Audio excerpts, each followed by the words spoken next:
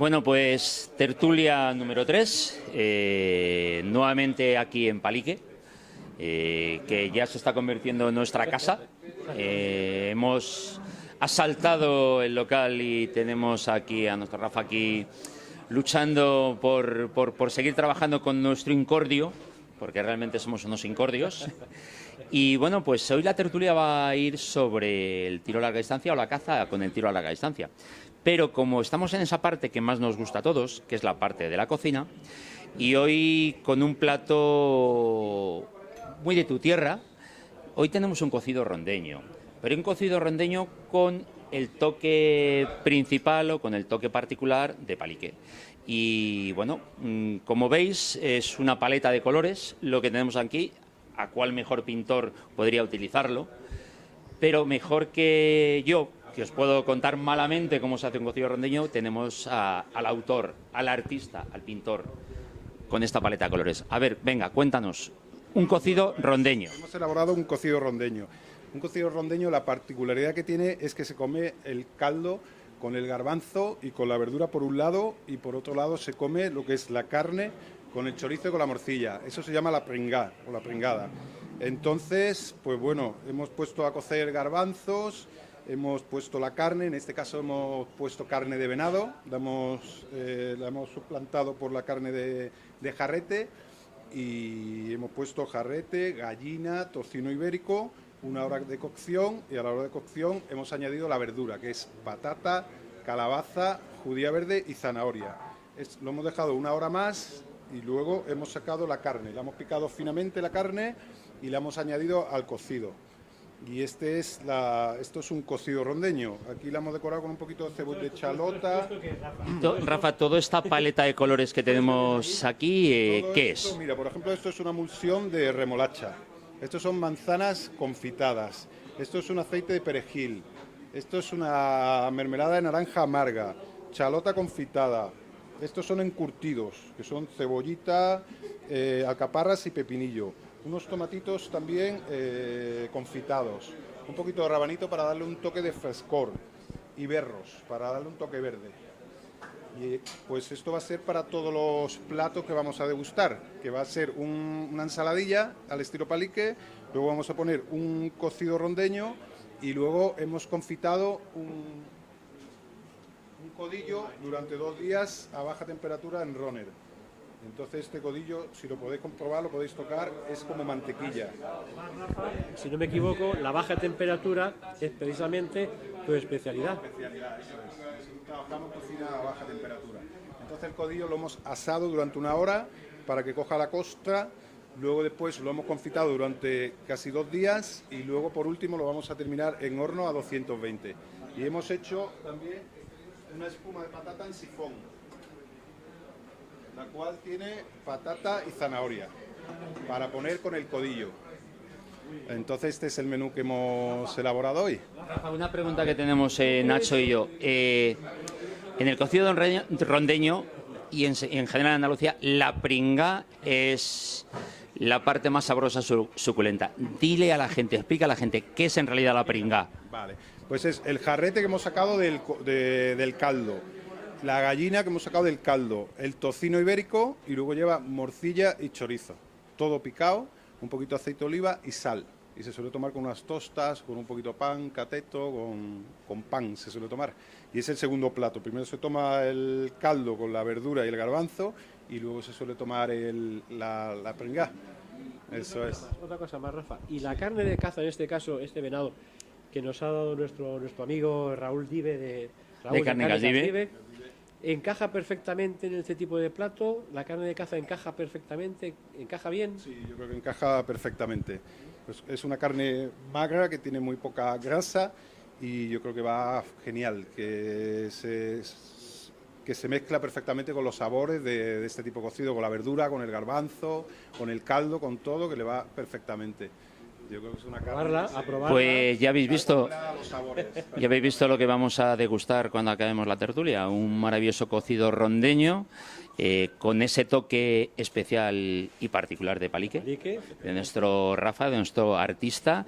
Y bueno, pues os diría que compartiréis el cocido rondeño con nosotros, pero va a ser que cuando lo veáis ya no lo hemos comido y no vais a poder hacerlo. Rafa, como siempre, gracias por tu arte. Muchísimas gracias a vosotros siempre, de verdad. Pues ya sabéis, hoy como plato estrella el cocido rondeño, con la particularidad que en vez de llevar la magra, lleva la magra pero de carne de ciervo, de nuestro amigo Raulito de Cárnicas d'Ibe. Hola amigos, otra vez con vosotros para presentaros nuestras tertulias camperas. En esta ocasión, como le toca el turno, le toca a temas relacionados con cuestiones cinegéticas. Concretamente un tema que tiene mucha actualidad, controvertida por cierto, tiene grandes defensores y grandes detractores. El tema es tan sencillo como el tiro a larga distancia, caza o tiro.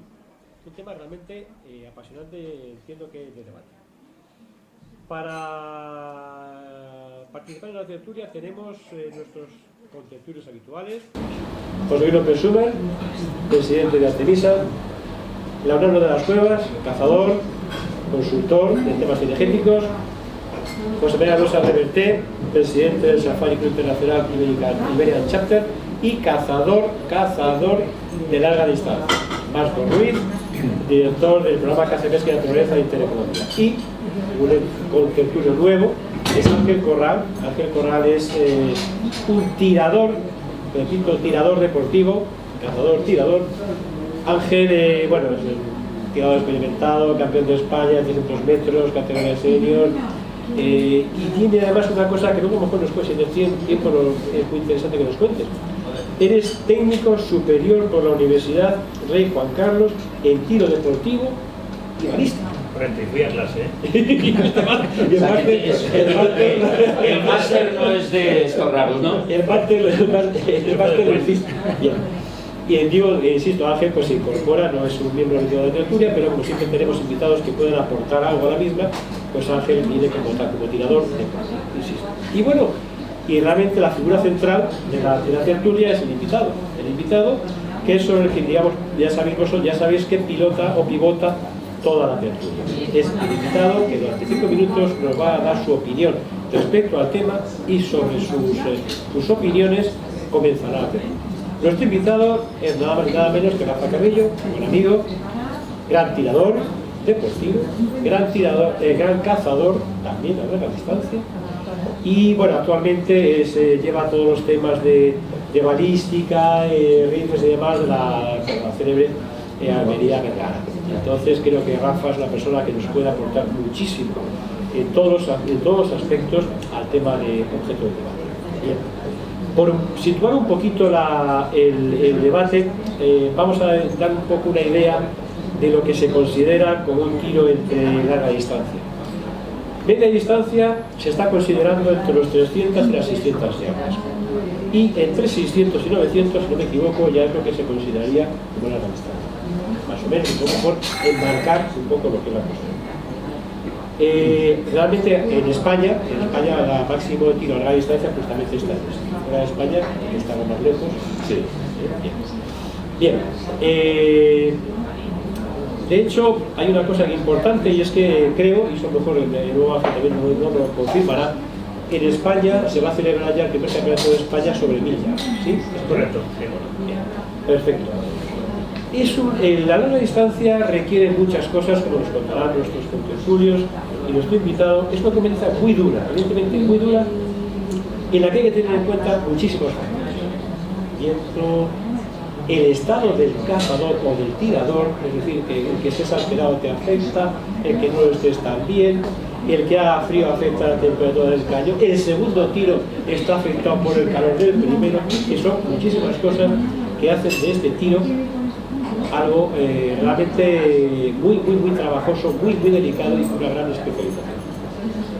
Pero quizás el trabajo más importante de todo esto consiste básicamente en el proyectil, en la bala, en la recarga.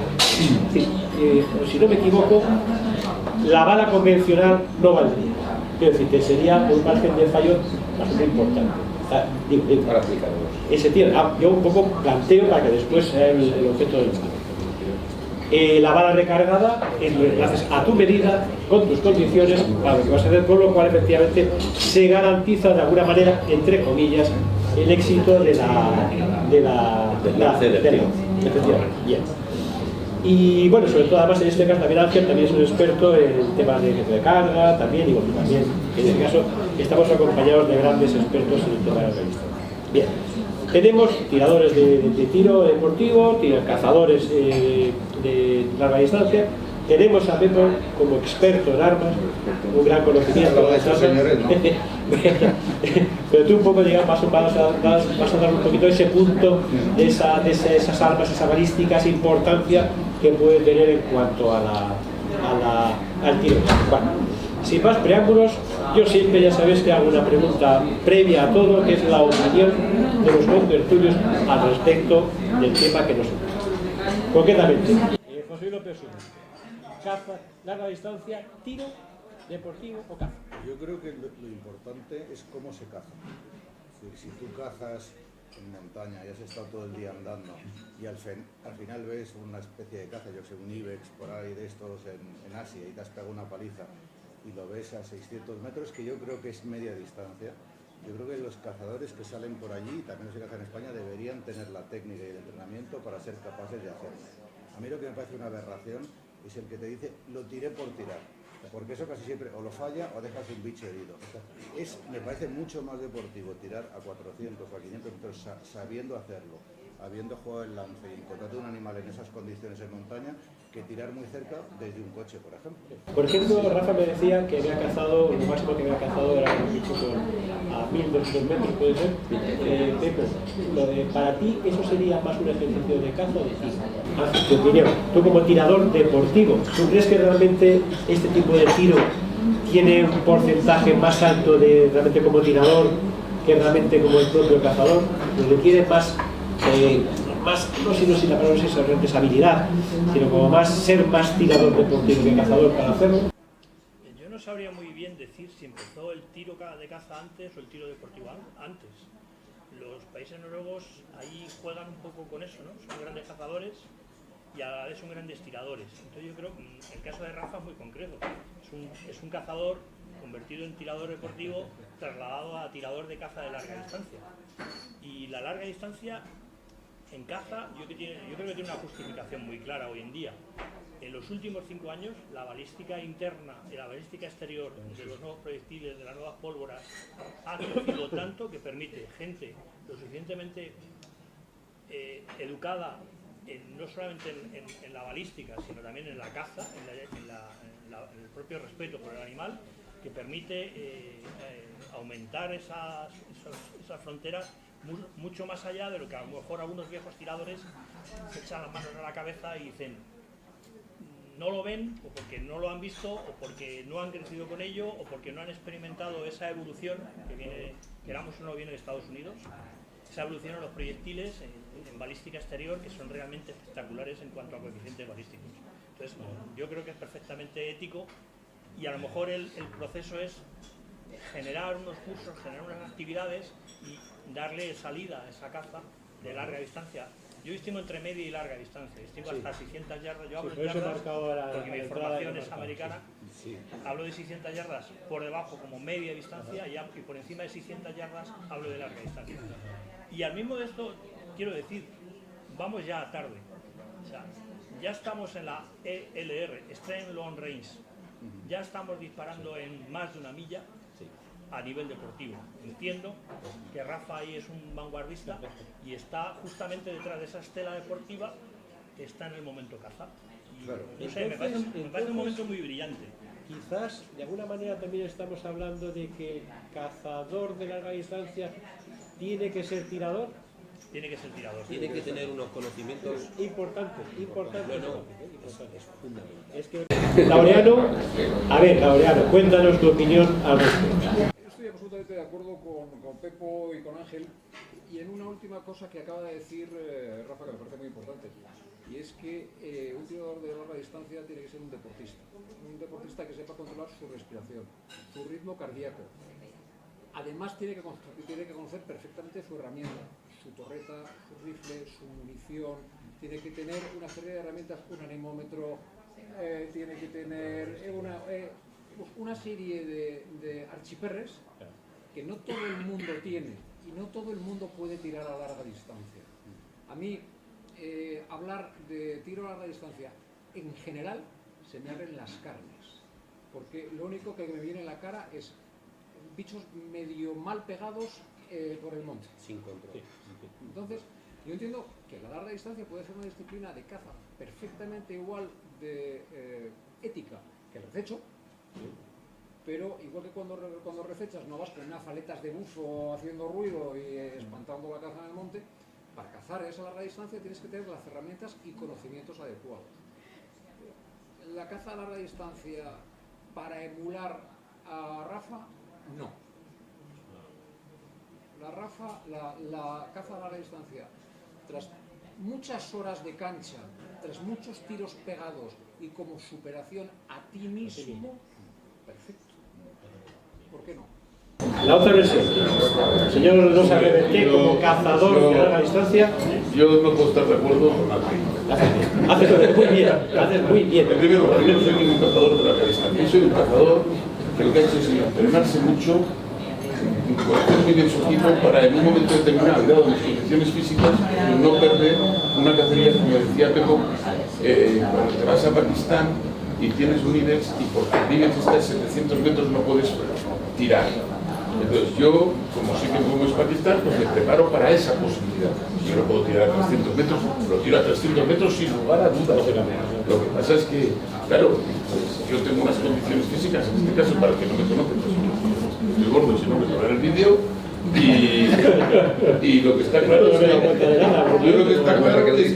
llega un momento que yo lo que no puedo hacer es que me voy a ir a cazar el IBEX del Himalaya. Llego allí y en la colina de allí miro la distancia en 710, me intento acercar y por la altura se me esconden los ojos, pierdo la visión, tengo que volver atrás. Entonces, lo que no me parece a mí lógico es que yo, por tener que salvar, por no poder salvar esa distancia, me vuelva de Pakistán por. Eso es lo fundamental, pero no me considero un cazador de larga distancia, me considero un cazador. Perfecto. Y después de la larga distancia, evidentemente me entreno mucho. Primero, segundo punto, que tiene que ser un deportista el de la larga distancia, en absoluto. Un tío no tiene por qué ser deportista para controlar su respiración, o lo que tiene que hacer, o las condiciones climáticas, o la orografía del terreno, o el viento que corre, o lo que sea. No tiene por qué ser deportista. Si es deportista mejor. Pero si no es deportista, pues si quieres, yo te digo que soy deportista, porque tengo de puta madre 700 metros. Pero es que os voy a decir una cosa muy clara, porque estoy hasta las narices de oír la simpleza de que solamente un tirador de larga distancia tiene que entrenarse. No, señor. Yo he visto, esta persona ha visto tirar muchísimos cortos a 10 metros, a 80, a 70, rompiendo pacas a cortos. Eso es incomprensible y para mí inviable en un cazador, porque no tiene los saltos de irse al tiro a pegar por 20 metros, y a conocer su arma, y a conocer cómo se tira, y a conocer su martillo, y la dureza o no de su martillo. Eso yo creo que el cazador, en una cosa se estoy de acuerdo con nosotros, tiene que ser tirador. Última intervención, don Marcos Ruiz. Vamos a ver.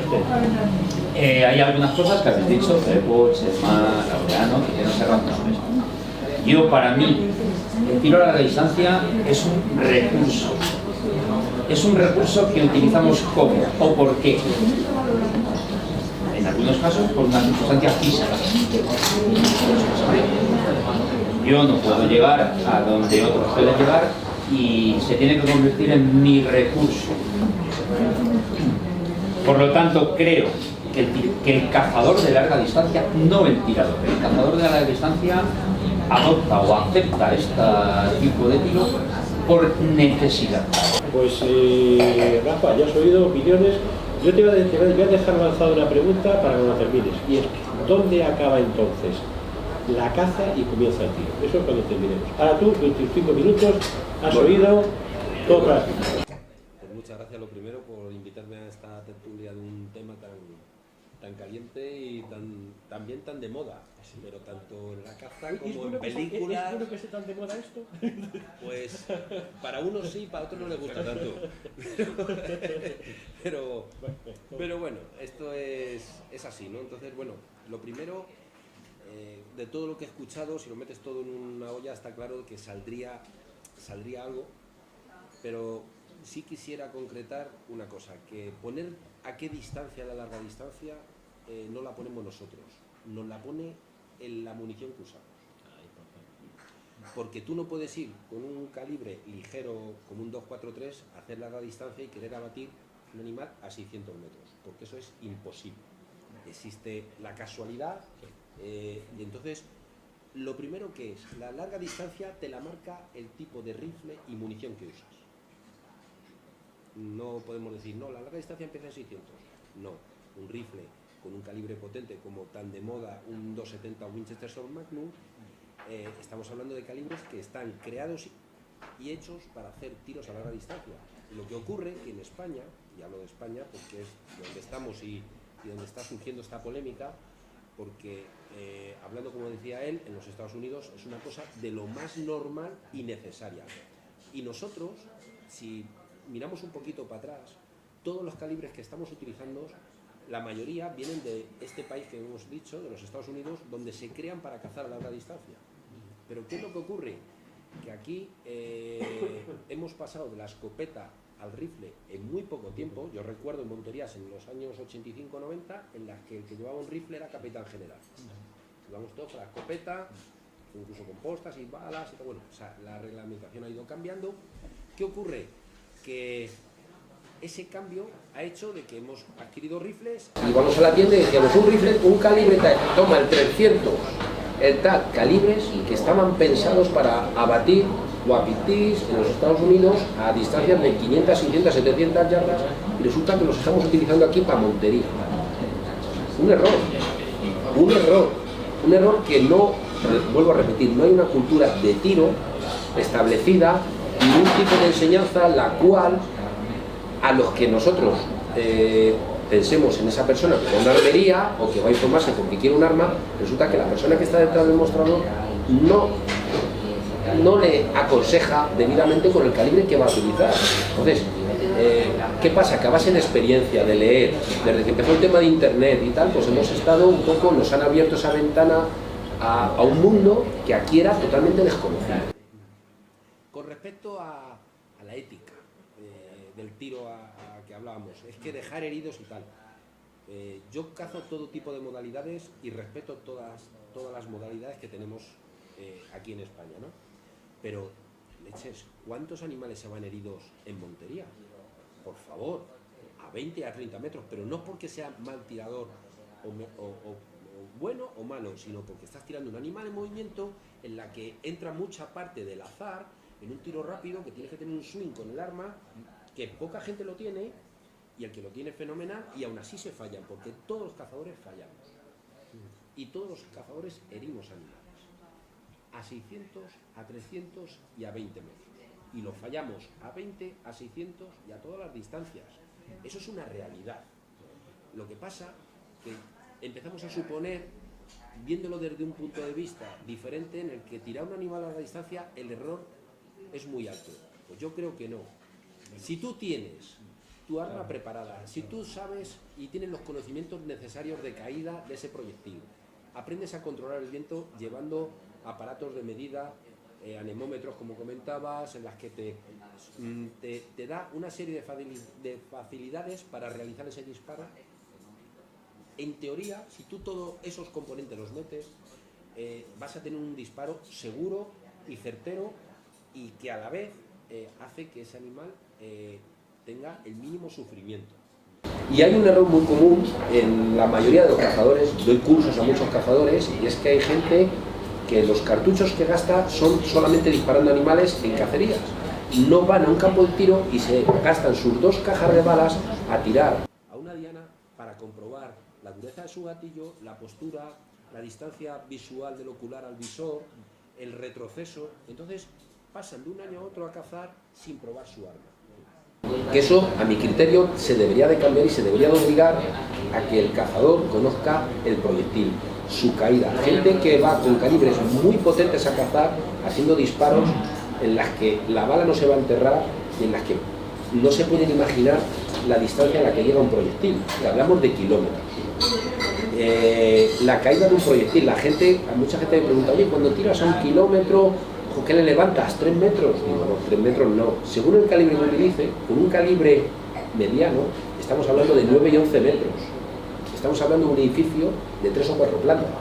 Claro, cuando eso es lo que es un cazador, ya de momento se queda un poco diciendo, ¿qué me estás contando?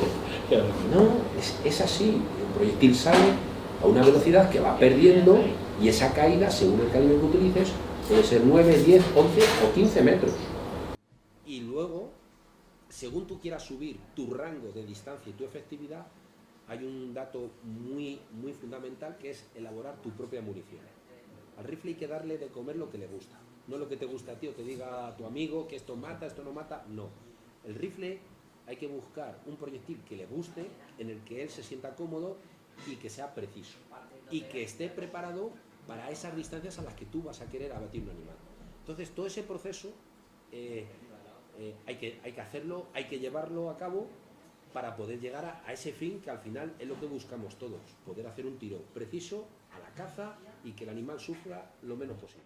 Este es mi punto de vista y es un poco lo que yo peleo y en lo que también me encuentro muy en contra a mucha gente que me dice, no, eso no es cazar. Oye, perdona, tú dices que no a la larga distancia, resulta que llevas un visor con torreta balística, un calibre que sale a 1100 metros por segundo, que no sé si lo sabes, que tiene una rasante brutal, y resulta que con esa óptica tan bestial, con este pedazo de rifle, con esta bala, estás tirando un animal a balón parado así, a 150 metros, que lo menos que te puedes pensar es que lo falles. Entonces, ahí lo dejo, ¿no? Es un poco el concepto, y que verdaderamente entre cazadores nos deberíamos de respetar y no echarnos piedras en nuestra propia mochila, que ya bastante tenemos con la que está en contra de todo lo que es nuestra afición y nuestro mundo. Te has ajustado a 5 minutos. Llevas ensayado. Sí, yo quisiera, ahora que ya hablamos el debate, yo quisiera una aclaración que ahora a tu pregunta. Tú has dicho caza o tiro. ¿Dónde acaba una cosa? ¿Dónde acaba una cosa? Yo te voy a ser muy claro. La caza jamás, en mi opinión, tiene que llevar aparejada ninguna competición. El tiro es una competición. Y la caza es una autosuperación. El tiro como disciplina deportiva. 1 a 1. El tiro nació en Claro, la caza. no te preguntan dónde acaba la caza y dónde empieza el tiro. El tiro nació en la caza. En 1963 los americanos ya tiraban Barmin, que es una evolución del perrito de las praderas, de alta precisión. O sea, ya en 1963 ya tiraba Barmin. ¿Pero por qué? Y nace del tiro de larga distancia. Es una caza necesaria en que son praderas, Pero estarás de acuerdo conmigo que cuando tú cazas esos animalitos no estás compitiendo. No, estás haciendo cualquier función. Una función de gestión, una función... Bueno, hay una parte de competición en la caza, el trofeo. No, porque si fuera el trofeo, competiríamos a igual de condiciones en el mismo sitio de la misma manera. Y no competimos ni igual de condiciones ni en el mismo sitio de la misma manera. Ni mataríamos en brazo. Entonces, la caza no es un deporte. Es una actividad deportiva. No. Tampoco. No, vamos a ver, es que es una actividad humana. Se puede llevar un ejercicio físico, sí, pero no un deporte. Si me permitís, que es una de las cosas que me ha rebatido Chema. Yo cuando hablo de un deportista, estoy hablando de alguien que se prepara más allá de lo habitual para algo. Preparación, totalmente de acuerdo. ¿Física o intelectualmente? Ambas cosas. Ambas cosas. Estamos de acuerdo. Es fundamental. Si tú no conoces, si tú tiras con jabalí y no sabes perfectamente cómo funciona el molibdenio, qué resistencia tienes al aire, que si influye el frío o no influye el frío en el lanzamiento, que una jabalina que es muy parecida a una bala. Sí, no dejas un proyectil. Claro, efectivamente. Y tú cuando tú vas a cazar, ¿qué músculos son los que utilizas? Pues, desgraciadamente, todos los del cuerpo. todos los que Me corro. encantaron desgraciadamente. No sé, es que desgraciadamente, porque claro, tienes que tener las piernas duras como rocas para subir ahí arriba. Luego tienes que tener los brazos. Rafa está significando que el que no practicamos, o sea, el músculo que no utilizamos es el cerebro. Claro, no, es lo que yo he dicho antes, que no todo el mundo puede tirar a larga distancia. Sí. Es que, claro, es que yo tampoco puedo... Ni a corta. Sí. Ni a corta, efectivamente. Lo que pasa es que Claro. creo, un segundo, yo creo que eso que dice Laureano es absolutamente fundamental. Yo creo que los que cazan con arco, por ejemplo, saben perfectamente que pueden tirar con un palito a 20 metros, con otro a 30, y más allá de 60 o 70, pues prácticamente imposible, y a 100 desde luego totalmente imposible. Sin embargo, la gente se cree que por comprarse un rifle, un visor, que puede llegar muy lejos, él también puede hacerlo. Y es como si yo me compro el palo de golf que usa Tiger Woods y pienso que voy a jugar igual de bien al golf que él, y esto no es cierto. Pues aquí estamos hablando con gente que son tiradores excepcionales, pero para la media de las personas, aún entrenando mucho, habrá una limitación. Los americanos, que le ponen un nombre, eso le llaman MER, que significa así como el Maximum Efficiency Range, que es el máximo rango al que puede tirar una persona. Entonces ellos ponen unos platos de plástico, tiran 10 tiros a 100 metros, si le pegan a 100 yardas, pasan a 200, si le pegan a 300, y cuando llegas a un sitio en el que no eres capaz de meter 5 balas, ese es tu rango máximo de eficiencia. Podrás entrenarte a ir a más, pero lo que debes es limitarte, y si tu máximo es 300 porque eres temblón, porque eres torpe o porque Dios no te da esas capacidades, pues no tires a más. Entonces hay gente que podrá subir a 1,5 kilómetros, otros nos tendremos que quedar en 600 o 700 y otros no podrán pasar 200. Y eso no depende de comprarse una flecha muy buena y decir, ahora me voy a comprar el mejor coche del mundo porque no eres Fernando Alonso. Y por mucho que te compres un magnífico rifle con un magnífico visor, si no tienes la capacidad no debes hacerlo. Y eso es lo que yo me refiero a la ética de la caza. Porque es un disparate, es decir, yo soy torpe, no sé hacerlo, pero bueno, voy a probar a ver qué pasa. Hombre, no pruebe usted a ver qué pasa. Entonces, como todas las cosas, hay técnica. ¿Creéis entonces que una buena parte de este cazador que tira a larga distancia realmente carece de la formación mínima para poder hacerlo? ¿Pensáis que realmente... Estamos hablando de España?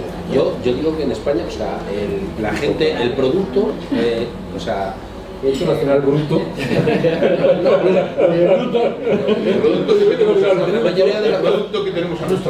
La mayoría de los cazadores tienen equipos que están muy por encima del nivel del cazador. Sin duda. No tienen conocimiento Como los del ordenadores, manejo. como los Sí, ordenadores, igual. Tienes más, pero que realmente sí, cada uno es en sus cosas, pero en este caso hay cazadores que llevan visores que no saben lo del tema del paralaje, para qué es. Este visor me trae esto aquí, pero no sé para qué, yo no lo toco, pero cuando veo claro, o sea, no tienen conocimiento. El ocular, poca gente lo ha tocado y se la regula sus dioptrías. La gente según se lo saca de la caja, se lo han dado, Primera se distancia pone focal, segunda primera distancia focal, segunda distancia focal, a qué supone un clic a 1 centímetro, a 200, a 300, o sea, nada, es ir, ya lo tengo y a cazar, me han dicho que es muy bueno. Y aún peor todavía, Rafa. ¿Y eso de que te dejo el rifle para que me lo pongas a punto? También, Sí, ¿Qué me cuentas de eso? Bueno, eso, a ver. O sea, me llaman con tacos de rifles allí. O sea, sí, pero bueno, Eso es una primera aproximación. Una persona seria no deja no. y sobre todo... Yo no soy un experto en entrar rifles, mucho menos. Pero yo voy a un sitio donde tengo mi cotito de cortos y cada vez me espera un señor y me dice, me tienes que hacer un favor y ponerme estos 4 minutos a ti. Yo digo, pero yo responde a mi tiro. Mi tiro, efectivamente. Y me dice, bueno, pero tu tiro es casi seguro buen tiro. Dice, sí, Yo lo mi tiro, y ya está. Esa es la pena. Y además que con el tema del tiro se podría aumentar esa afición porque hay mucha gente que le gusta, no, porque aquí bueno estamos hablando de caza, pero es que hay mucha gente que le gusta tirar una diana, practicar y tener esa sensación, es una cosa innata que llevamos dentro, desde nuestros ancestros, quiera o no la gente. Entonces, el lanzar un proyectil y dar un bote nos gusta. Y entonces hay gente que dice, bueno, que hubiera más campos de tiro, más facilidades, campos militares donde practicar, donde poder dar cursos. Porque hay mucha gente, yo recibo muchas llamadas de gente que quiere aprender a tirar lejos y a conocer su equipo, pero verdaderamente no tenemos esas facilidades. Ese es un problema Vamos, Bueno, es de una los actividad- países es una más actividad muy difíciles noble. del mundo, ¿no? Sí, Porque en Alemania totalmente. hay campos de tiro a punta Te pala vas con a la Italia, silueta móvil del a jabalí y tal. Francia, a cualquier España es, sitio. sin duda el más difícil. Aquí todos son Aquí no, limitaciones. por desgracia no disponemos de campos de tiro. Un día está dedicado a tirar jabalí movimiento. Y ahora, de este año que viene, que se hace otra vez en Provenza, tenemos Qué bueno sería. tirar el búfalo en carga. Mira, Sí, o sea, hay siluetas que vienen de tirar el búfalo más así, pero tienes que tirar en carga. Entrenábamos en un campo de tiro, ¿te acuerdas? En el Riñón, que ya lo hemos perdido, que ya ni siquiera podemos utilizarlo porque no lo ha quitado el tiempo nos apremia. de seguridad, y ahí todavía podíamos hacer algo de tiro a la distancia. Una pregunta. Pero ya lo hemos perdido también. Una pregunta. El tiempo nos apremia, nos dice que estamos ya para muchísimo más, para el doble, pero bueno, vamos a ir un poco. Una pregunta, entonces, vamos a poner. Hay personas, hay cazadores que les gustaría hacer larga distancia, todo esto. Y esta persona, ¿qué tiene? ¿Qué hace? ¿Cómo puede, digamos, acceder a este mundo de la larga distancia? Bueno, primero hay dos modalidades que en España están de moda. Una es el PRS, que es lo que más asemeja al tiro de caza, que es un tipo de competición que hemos conseguido algún campo para poder tirar hasta 600 metros, pero a base de muchos papeleos y muchos permisos, pero es una manera de que es lo que más se asemeja a la caza porque son posiciones de tiro apoyado en una rueda, entre unos sacos, en un árbol, tumbado de rodillas, de pies, y es una manera de poder conocer tu arma. Es una modalidad que se puede practicar, y otra que es un poco más, digamos, la Fórmula 1 ya del tiro, que es la F-Class, que es en lo que practicamos aquí el amigo y yo, que es precisión a larga distancia, pero en la que es una posición solamente, tumbado, y son rifles más pesados. El F-Class y el F-Mini-Class. Sí, bueno, el F-Mini-Class es en calibre 22. El Mini-Class de Estados Unidos es para niños. Claro. Aquí se adopta Claro, por las comunicación, limitaciones que Comunicación, pero si con un 22 es la mejor manera de aprender a controlar ahora el mismo viento. está muy de moda que viene de Estados Unidos el Stern Ring Fire, o sea, tirar con 22 a 460 yardas. Es una barbaridad.